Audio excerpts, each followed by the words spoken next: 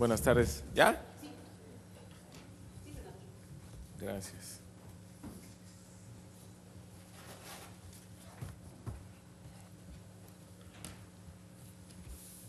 Buenos días. Buenas tardes. Gracias por estar aquí. Queremos hablar sobre el tema del salario mínimo. Sabemos que ya próximamente, una vez que se instale la 64 legislatura, uno de los temas a abordar va a ser el del presupuesto de egresos del 2019, todo el paquete económico para el año que entra, que además de mantener la estabilidad económica, se busca que se tenga un mayor crecimiento a partir de la estrategia que ha establecido el presidente electo López Obrador, de una mayor inversión social, una mayor inversión en infraestructura, pero manteniendo los equilibrios macroeconómicos. Un tema que va a ser muy relevante para reactivar la economía de nuestro país es la del salario mínimo. Durante mucho tiempo se ha impulsado para que el salario deje de ser la estrategia o el ancla de la inflación. Ha habido aumentos en la productividad en el sector laboral mexicano sin que hayan sido compensados con un incremento en el salario. Y el resultado es que tenemos una enorme precarización del mercado laboral. Les voy a dar algunos datos. A pesar de que se generan empleos, pues son empleos muy mal pagados. Hay 24 millones de personas que ganan entre 1 y 2 salarios mínimos. De acuerdo al Instituto para el Desarrollo Industrial y el Crecimiento Económico, el 42% de las personas que tienen un ingreso laboral está por debajo de la línea de bienestar, es decir, la gente que está dentro del mercado laboral formal, los ingresos que tiene no le alcanzan para alcanzar la línea mínima de bienestar. El 42% de cada 10 empleos formales, 4 ganan los trabajadores de manera insuficiente para tener la línea mínima de bienestar. Entonces tenemos una precarización laboral muy importante. Ahí la propuesta que ha hecho el presidente electo para la Secretaría del Trabajo, la compañera Luisa María Calderón, ha hecho la propuesta de que el salario mínimo para el año siguiente esté por encima de los 100 pesos. En los sectores empresariales han manifestado su simpatía porque el salario esté en alrededor de 98 pesos, que sería el mínimo para cubrir el bienestar, la línea de bienestar. Actualmente está en 88 pesos y la propuesta que ha hecho el gobierno electo es que esté por encima de los 100 pesos en 108 para el año que entra. Esto propiciaría una reactivación del mercado interno para el año que entra. Por supuesto, se haría siguiendo la recomendación de Banco de México para que no se convirtiera en un factor inflacionario. Ese es un punto. Segundo, haciendo un balance del salario en los últimos 30 años y la institución que se encarga de incrementar, de determinar los incrementos, la CONASAMI, pues vemos que ha sido completamente inútil su existencia, porque el salario ha tenido un deterioro muy importante desde principios de los 80s a la fecha, con una pérdida del poder adquisitivo del 70%. Entonces, fíjense nada más, el director de la CONASAMI gana más que el presidente de la República. Son de estos excesos que hay por toda la administración y tenemos una comisión que tiene un presupuesto determinado al año y la verdad es que no tiene ningún impacto. Entonces, estamos proponiendo que para el año que entra, pues ya nos deshagamos de la CONASAMI como parte del paquete de austeridad. No tiene ningún sentido que exista este organismo. Efectivamente, la Constitución establece que tiene que haber una comisión, pero nuestra propuesta es que ésta se haga con funcionarios de la Secretaría de Hacienda, con funcionarios del Banco de México y por supuesto con representantes del sector obrero patronal, pero pues que ya no tengamos ahí esta estructura que les cuesta a los mexicanos y que pues, realmente no ha dado ningún resultado. Y por último, hay que ir a fondo, ¿cómo evitamos que vuelva a pasar este deterioro del salario? Va a tener recuperaciones hasta que lleguemos a cumplir la canasta doble salario.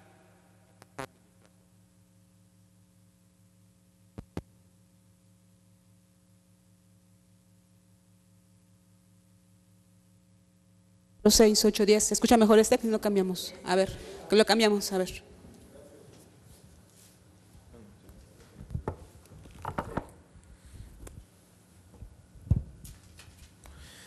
Bueno, para evitar que en el futuro se presenten también escenarios de deterioro del poder adquisitivo del salario, del deterioro del poder adquisitivo del salario, creemos que es necesario modificar el artículo 123 constitucional. Se nos quedó muy viejita esa redacción. Actualmente dice que los salarios mínimos generales deberán ser suficientes para satisfacer las necesidades normales de un jefe de familia en el orden material, social y cultural y para proveer a la educación obligatoria de los hijos. Los salarios mínimos profesionales se fijarán considerando, además, las condiciones de las distintas actividades económicas. Vamos a proponer en la Cámara de Diputados cambiar esa redacción. ¿Para qué? Que quede como sigue. Los salarios mínimos generales deberán ser suficientes para satisfacer las necesidades vitales de las personas, es decir, no las necesidades normales de un jefe de familia, sino las necesidades vitales de las personas en el orden material, social y cultural, y para que en el hogar se pueda proveer, es decir, en lugar de que hablemos ahora del hogar, que es como hace siempre las mediciones el INEGI, para que en el hogar se pueda proveer a la educación obligatoria de las niñas, niños y adolescentes. La vuelvo a leer. Los salarios mínimos generales deberán ser suficientes para satisfacer las necesidades vitales de las personas en el orden material, social y cultural y para que en el hogar se pueda proveer a la educación obligatoria de las niñas, niños y adolescentes. Los salarios mínimos profesionales se fijarán considerando además las condiciones de las distintas actividades económicas. En lugar de hablar de satisfacer necesidades normales, hablar de satisfacer necesidades vitales. En lugar de hablar de jefe de familia, hablar de personas.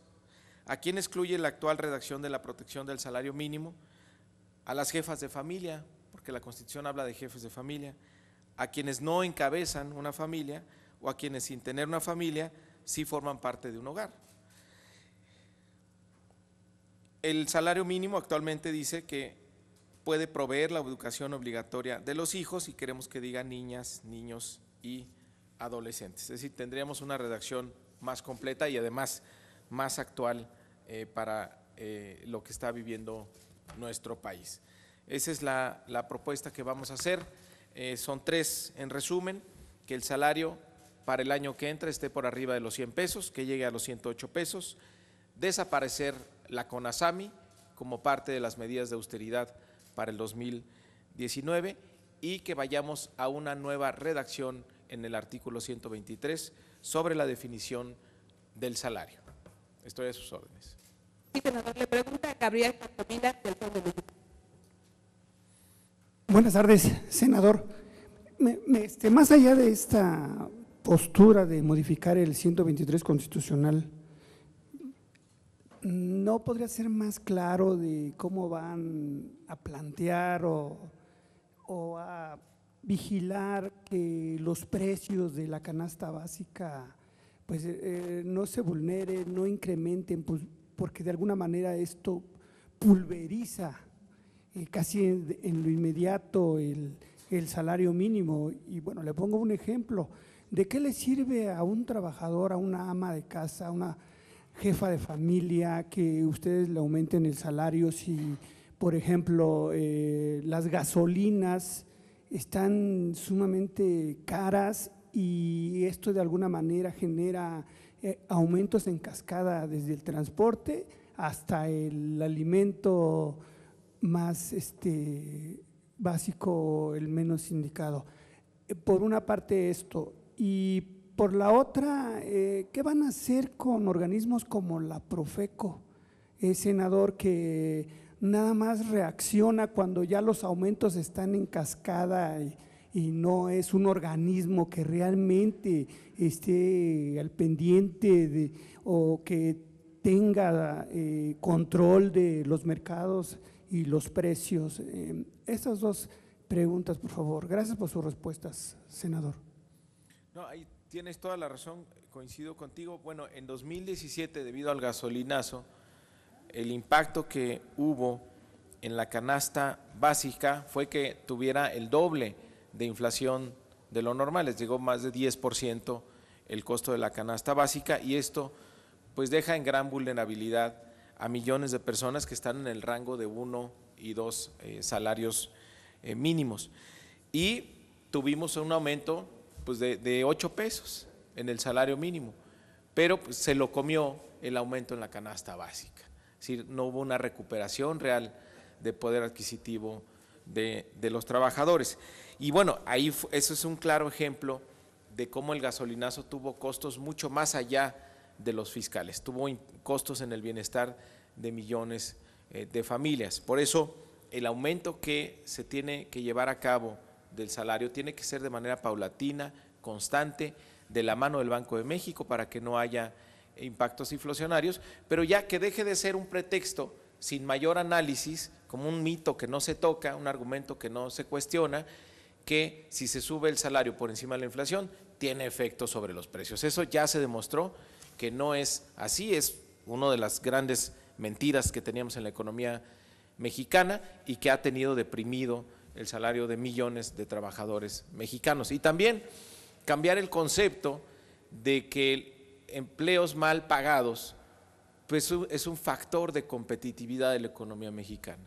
Casi siempre se dice que el costo laboral en México es una de las grandes ventajas que tiene sobre el resto de las economías emergentes, y esto ya no puede ser así. Nuestras ventajas en el mercado global tienen que ser una mano de obra bien calificada y no andar ofreciendo salarios bajos para que vengan las inversiones del extranjero. Entonces ahí, por supuesto que tiene que combinarse que si se aumenta el salario, pues no, la canasta básica no ocurra como en 2017, que aumente mucho más y se diluyan esos aumentos. Bueno, la Profeco tendrá esta tarea muy específica de evitar abusos, de controlar precios, pero mira, el problema, la Profeco puede aumentar su capacidad de supervisión, pero el problema está en las políticas públicas erróneas, estas que se hacen sin considerar el impacto que tienen la mayoría de la población, como fue el caso del gasolinazo. El presupuesto, por cierto, y el paquete económico de 2019, una de las características que tendrá es que no habrá gasolinazos. ¿Tiene sentido la existencia de este organismo? ¿La CONASAMI? No, la Profeco, no, esa yo creo que sí tiene sentido, hace una labor de vigilancia importante, a veces insuficiente, pero me parece que sí tiene sentido. Lo que no tiene sentido es la CONASAMI, que nos cuesta por lo menos 40 millones de pesos mensuales, y mira, el presidente electo ha dicho que va a ganar 108,000 pesos. Actualmente el director de la CONASAMI gana 173,000 pesos mensuales, de un organismo que pues tiene nulos resultados y cuya tarea pues podría organizarse entre funcionarios de Hacienda, del Banco de México y la representación obrera y patronal, sin que esto tuviera un costo adicional para los mexicanos. Rubén Cermeño, del Reporte Índigo. Senador, buenas tardes. Dos preguntas referentes a CONASAMI. ¿Cuál es el plan para la desaparición de la CONASAMI? ¿Qué es lo que van a llevar a cabo? Y ahorita comentó cuánto se va ahorrar, este monto, los 40 millones mensuales, es lo que gasta la CONASAMI. Esto ya es, ¿cómo se llama?, gastando los gastos operacionales entrantes. ¿Cuánto se va a ahorrar en total? Y Mancera el 15 de agosto mencionó que también busca la desaparición de la CONASAMI. ¿Va a haber alguna alianza con el PRD para este fin? Bueno, mi propuesta es que en el presupuesto de egresos para el 2019, que se va a discutir en la Cámara de Diputados, todos sabemos que va a venir un paquete de austeridad muy importante, de revisión pues, de todos estos organismos que no nada más cuestan y no generan ningún resultado. Mi propuesta es el día de hoy es que pues, desaparezcamos a la CONASAMI. Las funciones que actualmente hace, podría integrarse una comisión con funcionarios. No, es una propuesta que yo le voy a hacer al grupo parlamentario dentro del paquete para el 2019 en las medidas de austeridad. En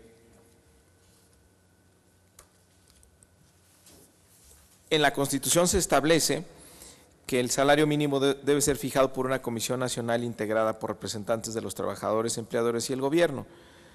Digo, podríamos modificar la Constitución o simplemente podría hacerse esta comisión sin ninguna estructura que tuviera algún costo en específico, simplemente entre funcionarios de la Secretaría de Hacienda, funcionarios de Banco de México y representantes del sector patronal y del sector obrero. Y respecto a lo de Mancera, él también ya había mencionado. Ah, bueno, pues si coincidimos, qué bueno. Sí. Senador Delgado, muchas gracias. ¿Qué tan viable sería o que usted propusiera también quitar el IEPS a las gasolinas?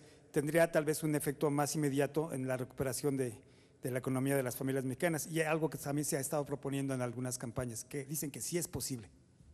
No, bueno, es posible quitar esos impuestos y otros, pero tienes que tomar la decisión en un balance de ingreso y gasto. Y una de las propuestas que ha hecho el presidente electo es que todos los programas adicionales que se van a establecer para el año que entra, como llevar al doble la pensión de adultos mayores, o el programa de jóvenes construyendo el futuro, o el programa de las becas para los jóvenes en educación media superior, pues tienen que venir de esfuerzos del lado del gasto, de generar ahorros, de mayor austeridad, de combate a la corrupción. Actualmente el IEPS pues representa por lo menos un punto del PIB y hay que recordar que ha sido una mentira esto de que el mercado de las gasolinas se mueve el precio libremente. La verdad es que hay un subsidio que trata de suavizar el incremento en el precio de las gasolinas y eso finalmente tiene un costo sobre el IEPS. Entonces, la propuesta del nuevo gobierno para estabilizar y reducir el costo de las gasolinas en el mediano plazo tiene que ver con cambiar el modelo que impulsó este gobierno. ¿Este gobierno qué hizo? Por un lado, dejó de invertir en las refinerías, más de 80,000 millones de pesos de recortes solo a las refinerías, están produciendo por debajo del 40% de su capacidad. Y esto propició que cada vez importemos más gasolinas. El 73% de la gasolina que consumimos en México es importada. Entonces estamos sujetos a los vaivenes del precio internacional y estamos excesivamente expuestos. ¿Cuál es la propuesta? Recuperar las refinerías, llevarlas a su máxima capacidad y además construir 2 refinerías medianas y con esto aumentar la producción nacional, con ello reducir costos y depender menos de los vaivenes de los precios internacionales. Esto es una política pública que en el mediano plazo te puede llevar a que reduzcas el costo de las gasolinas. Senador, buenas tardes. Le quisiera preguntar, esta propuesta para el tema de los salarios, ¿cómo se va a negociar con los empresarios que han propuesto que suba en este año, pero una parte mínima? Y también en otros temas quisiera ver si me podrá responder. Este reconocimiento que hizo Andrés Manuel López Obrador de que no se puede modificar el regreso de los militares de inmediato porque la Policía Federal no está preparada y preguntarle si desde la Cámara de Diputados van a exigirle a los gobernadores que ahora sí se pongan a trabajar en las policías, porque fue ahí en esa Cámara donde frenaron la minuta que enviaron del Senado sobre un mando policíaco. Sí. Gracias. Bueno,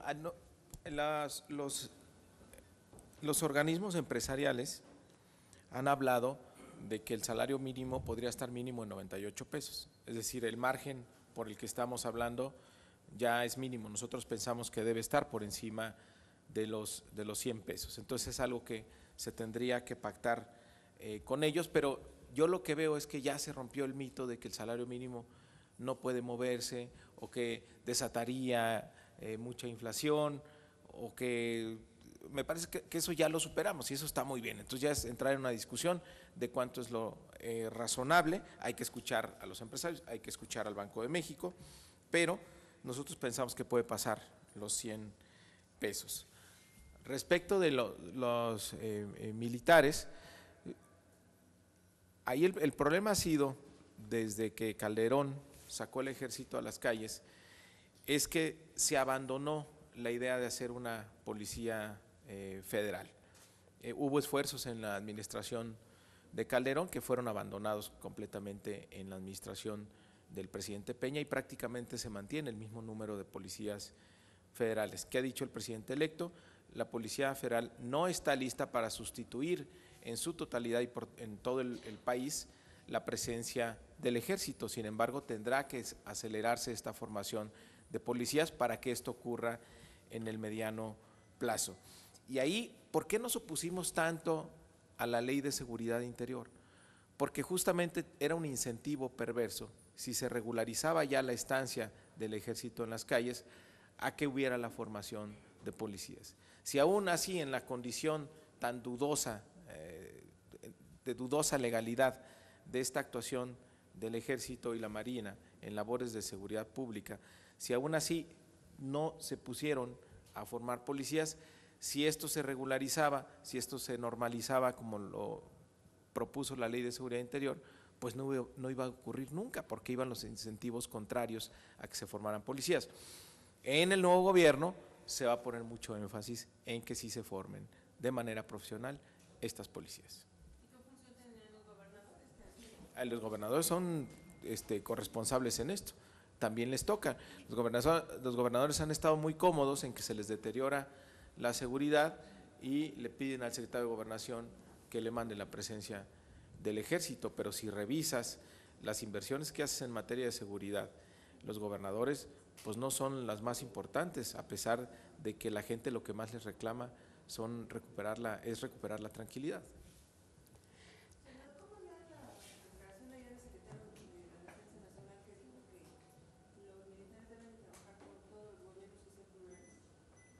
Me parece que es una institución muy sólida que simplemente refleja lo que ha sido nuestro ejército durante muchos años, un ejército institucional, leal a nuestro país. La última pregunta es de Evelyn Cervantes, de Reforma. Gracias. Buenas tardes, senador. Quisiera preguntarle, por un lado, ¿cuántos empleados estarían saliendo la CONASAMI? Y retomando nada más, ¿hay alguna especie de calendario? ¿En cuánto tiempo tendría que dejar de operar? Por otro lado, desde su propuesta, ¿cada cuándo se tendría que estar revisando el tema del salario y qué hacer con el asunto de la contratación de los jóvenes por esquemas de outsourcing que de alguna manera pues tampoco les garantiza el ingreso mínimo en términos de salario? Y quisiera también aprovechar para preguntarle qué opinión le merece en términos de los trabajos que están concluyendo de las legislaturas y que pues la mayoría de los senadores se fueron de viaje, están entregando por ahí un informe donde traen hasta un reporte de 15,000 pesos diarios de viáticos. ¿Cómo adoptar medidas para contrastar este tipo de gastos? Y nada más para cerrar, preguntarle ¿qué opinión le merecen esos comentarios respecto al tema de la sobrerepresentación que tendrá Morena en la próxima legislatura? Gracias. A ver si alcancé a cacharlas todas. Bueno, el tema de los jóvenes en outsourcing, los jóvenes son los peor pagados y esto es algo que tiene que terminarse. ¿Por qué?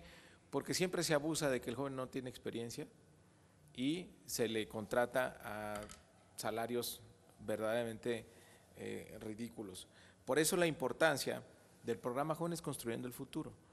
Jóvenes Construyendo el Futuro está diseñado para romper ese círculo vicioso de que los jóvenes les pagan mal porque no tienen experiencia y luego no tienen experiencia porque nadie les da una oportunidad inicial. Jóvenes Construyendo el Futuro lo que va a hacer es acercar a los jóvenes a la empresa como practicantes, como aprendices, para que adquieran habilidades y conocimientos y eso les dé la posibilidad de integrarse más fácil al mercado laboral. Y por supuesto ahí empezaremos con esta protección de los salarios para que no estén tan mal pagados y para que no los contraten ahí con estas figuras extrañas que evaden impuestos y que pues vulneran el derecho de muchos trabajadores. Lo de la CONASAMI, bueno, hay que hacerlo con mucho orden, ¿no? Se ha dicho también que se va a cuidar el tema de los trabajadores de base, eso tendríamos que verlo a detalle, pero pues así va, así, no lo sé, pero así va a ocurrir también con muchas áreas del gobierno. El tema de los senadores y viáticos, bueno, ya el senador Ricardo Monreal, coordinador de la bancada de Morena para la siguiente legislatura, ha hecho ya una propuesta de austeridad para aquí, para el Senado. Entiendo que la está planteando de manera inmediata para que entre en vigor desde septiembre y para que el año que entra el Senado le cueste un 30% menos a los mexicanos. Perdón si me salté algunas. Lo del tema sobre representación de Morena. No, bueno, pues ese es ahí un jaloneo del PT. Ahí yo le haría un respetuoso llamado al PT y para que veamos hacia adelante. La gente le dio la confianza a la coalición Juntos Haremos Historia para llevar a cabo la cuarta transformación. Entonces hay mucha tarea por hacer. La verdad es que no vale la pena dividirnos ni desgastarnos por 2 o 3 diputaciones plurinominales cuando hay tanto por hacer hacia adelante y cuando tenemos enfrente esta oportunidad histórica. Yo ahí le haría un llamado respetuoso al PT para que miremos hacia adelante y nos pongamos a trabajar ya en la agenda legislativa que acompañará al presidente electo Andrés Manuel López Obrador. No tenemos más preguntas registradas, señor Muchísimas senador. gracias. Muchas gracias a usted.